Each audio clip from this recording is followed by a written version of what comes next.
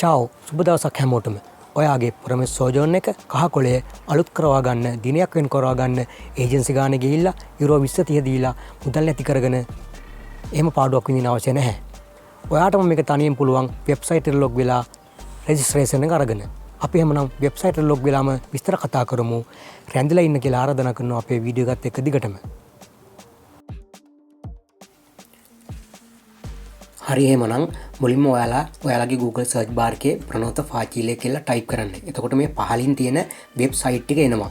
මේ පළවෙනිට තියෙන වෙබ්සයිට් එක තියෙනවනේ ප්‍රනෝතා ෆාචීලේ පොලිසිය දිස්ත්‍රාතෝ කියලා.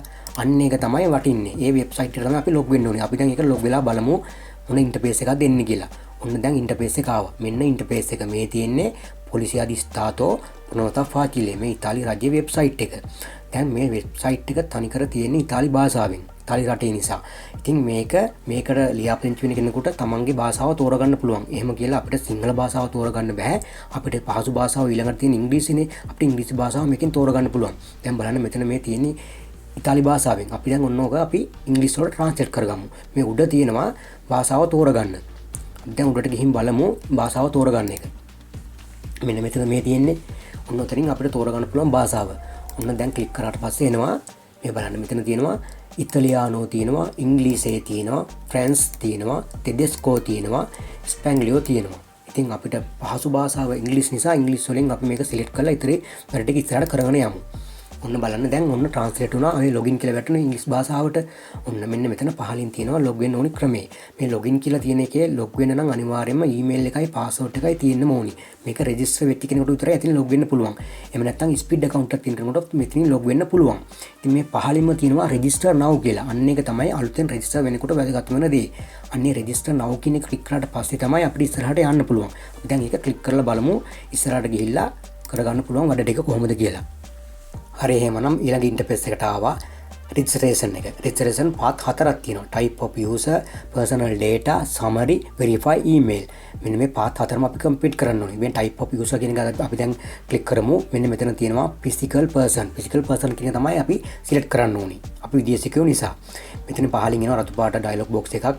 මිලාන් හෙඩ්ක්වාටර්ස් වලින් තියෙන නෝටිස් එකක්. ඒක ඇත්තට වැදගත් නෑ. අපි මෙන්න මෙතන ඒ ඉන්න මේක අපි next කියන බටන් එක ක්ලික් කරලා පස්සේ දෙවෙනි පාත් එකට එනවා personal data ඇතුළත් කරන්න තියෙන්නේ.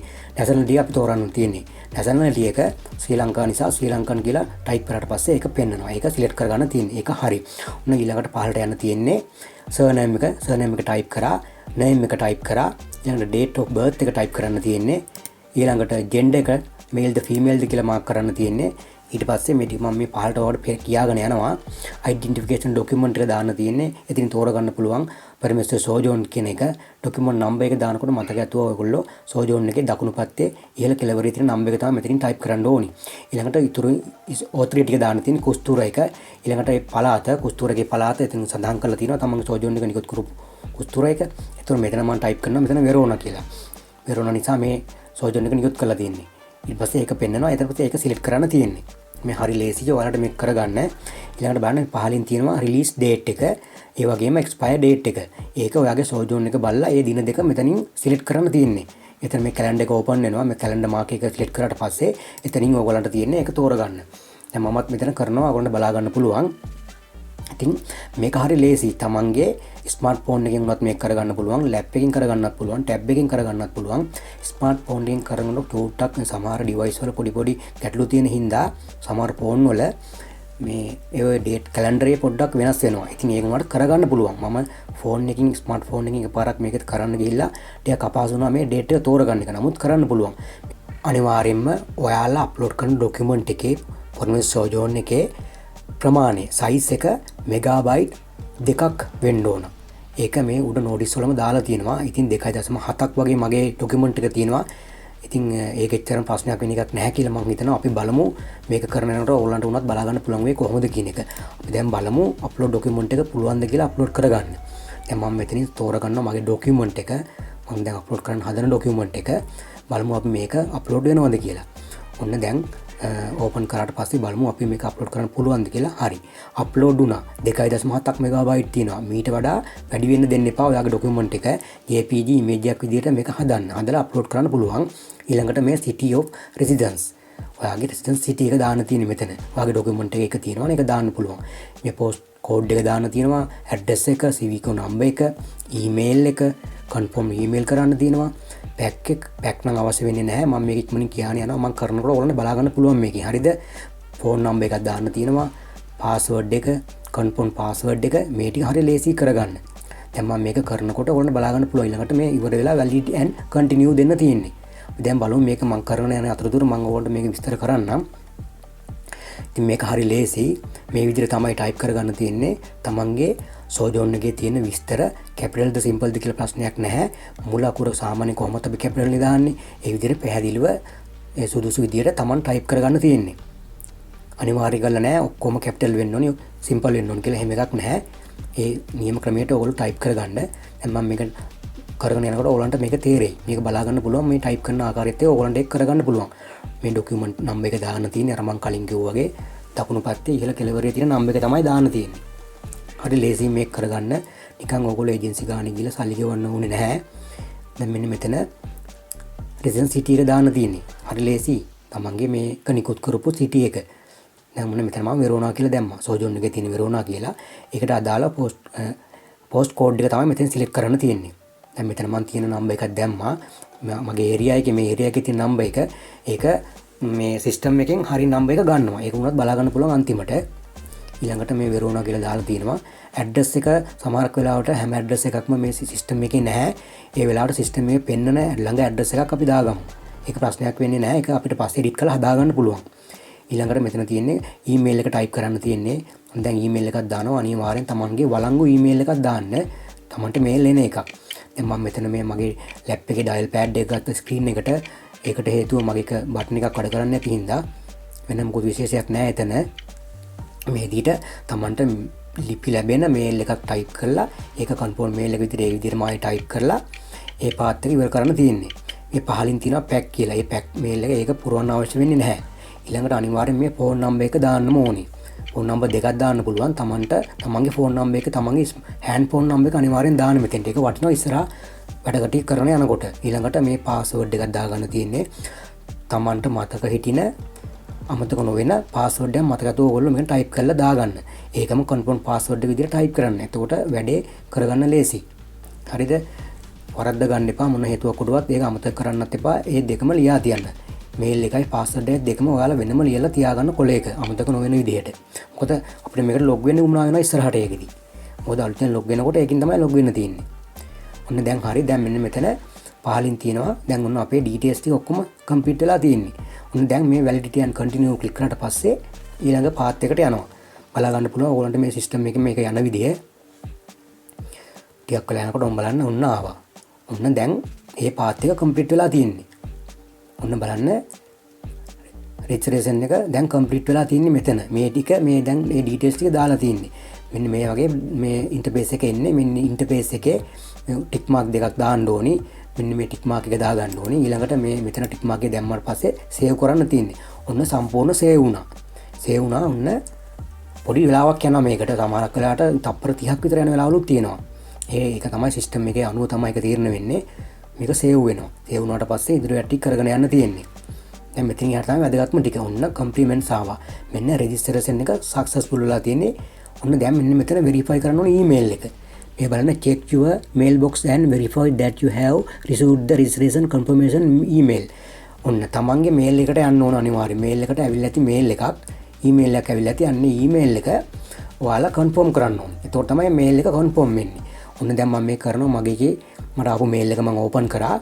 ඔන්න දැන් බලන්න මෙතන මේ මගේ මේල් එක ඇවිල්ලා තියෙන්නේ. මෙන්න මේකෙන් පහලින් තියෙනවා මේ බලන්න මේ කෙලිම ප්‍රනෝත ෆාචිලින් ඇවිල්ලාම තියෙනවා මේල් එකක්. පොලිසියදී ස්ථාතුවකින් ඇවිල්ලා තියෙනවා මේල් එකක්. මෙන්න මෙතන පහලින් තියෙන බටන් එක ක්ලික් කරන්න ඕනේ. කොළ පාට බටන් එකක් ඇවිල්ලා තියෙනවානේ. ඔය බටන් එක කන්ෆර්ම් කියන එක ඔක ක්ලික් කරන්න ඕනේ. ක්ලික් කරාට පස්සේ තමයි ඊමේල් වෙරිෆිකේෂන් එක සාර්ථක වෙන්නේ. එතකොට තමයි වැඩේ හරි. ඊළඟට කෙලින්ම යන්න තියෙන්නේ අලුතෙන් ලොග් වෙන්න තියෙන්නේ. මේක ඊමේල් වෙරිෆිකේෂන් කරාට පස්සේ අලුතෙන් ලොග් වෙන්න තියෙන්නේ. හරි එහෙමනම් දැන් අපි බලමු අපි දීපු ඊමේල් එකයි පාස්වර්ඩ් එකයි ටයිප් කරලා අපිට ලොග් වෙන්න පුළුවන්ද කියලා. අපේ මූලික පියවර දැන් සාර්ථක වෙලා තියෙන්නේ. ඊළඟ පියවර තමයි වැදගත්ම පියවර.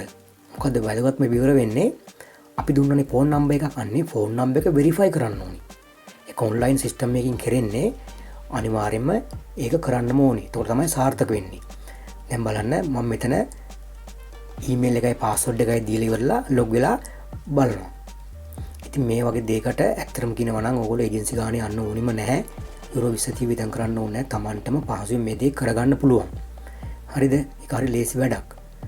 අමාරුයි කියලා හිතන්න එපා. ඕගොල්ලෝ උත්සාහ කරලා බලන්න. දැන් අපි බලමු.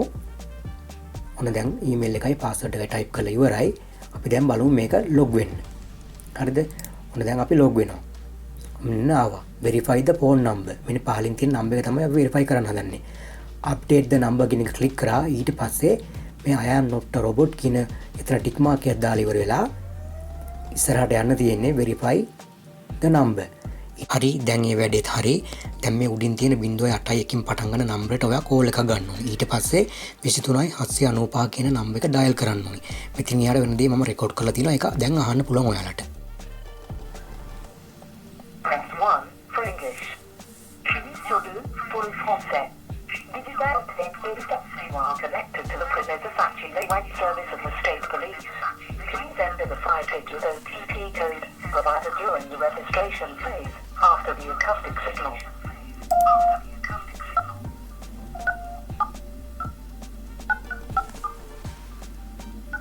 The code entered will be verified shortly. Thank you for using our services. හරි බලන්න වැඩේ සාර්ථකයි. වැඩේ සාර්ථකයි. මෙන්න අවසාන පියවර මෙන්න මෙතන ටික් මාක් එකක් දාන්න තියෙන්නේ I accept the processing of the personal data කියන ඉන්න එක කන්ටිනියුව දෙන්න තියෙන්නේ. කන්ටිනියු දුන්නාට පස්සේ මෙන්න ඉන්ටර්ෆේස් එක ආවා. මෙන්න තමන්ගේ නමින් ප්‍රොෆයිල් එකක් ඕපන් වෙලා තියෙනවා. තමන්ගේ නම උඩ තියෙනවා. මේක තමන්ටම අයිති තමන්ගේ පර්සනල් ප්‍රොෆයිල් එක මේ පොලිසිය අධිස්ථාතෝ ප්‍රොනෝත පාචලියේ වෙබ්සයිට් එකේ තියෙන. මෙතනින් පුළුවන් මේ select the service කියන යටතේ තමන්ගේ සර්විස් එක ලබා ගන්න පුළුවන්. තමන්ට අවශ්‍ය කාරණාවට දිනේ වෙන් කරවා ගැනීම මේ පහලින් කරගන්න පුළුවන්. දැන් මේ පහලින් තියෙන ඒවා මම කොහොම කියවන්නේ යන්නේ නැහැ. ඔයගලන්ට ඒකේ තේරුම සිංහලෙන් මම මේ යන අතරතුර උඩින් දානවා. ඒකත් බලා ගන්න පුළුවන් ඔයගලන්ට. ඉතින් හරි ලේසි ක්‍රමයක්. දැන් මෙතන දිනයක් වෙන් කරවා ගැනීම දැන් සිදු කරන්න මේ අවස්ථාවේ කරන්න අමාරුයි. මොකද හේතුව මම ඇතුළත් කරපු ડોකියුමන්ට් එකේ කාලය තියෙනවා. ඒක මම ඔයගලන්ට කරන්න ඕන තැන පෙන්නන්නම්. ඉදිරියේදී ડોකියුමන්ට් එකේ කාලය ඉවර වුණාට පස්සේ නැත්තම් අලුත් ડોකියුමන්ට් එකක් කියන්නේ රිනිව් කරන්න පුළුවන් දින තියෙන ડોකියුමන්ට් එකක් හම්බ වුණොත් මම ඒකට වීඩියෝ එකක් අරන් එන්නම්. මේ පහලින් තියෙන දේවල් වල ඔන්න බලා ගන්න පුළුවන්. මම එකක් ඔයගලන්ට ඕපන් කරලා පෙන්නනවා. දිනයක් වෙන කර ගන්න උත්සාහ කරලා බලමු අපි කරන්න පුළුවන්ද කියලා. මේ පහලින් තියෙන එකකින්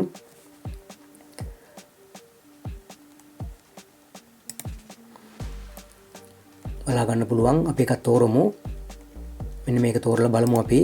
මෙන්න මෙතන තියෙනවා රිනෝවා කියලා. මේ හරිය තියෙනවා රිනෝවා කියලා බටන් එක ටික් මාක් එක දැම්මා. ටික් මාක් එක දාලා ඉවරලා බලමු. මේ බලන්න ආවා. The current document is still valid. The remaining days of validity must be less than 90. මේකේ තේරුම මම ඉස්සරහෙන් දාලා තියෙනවා.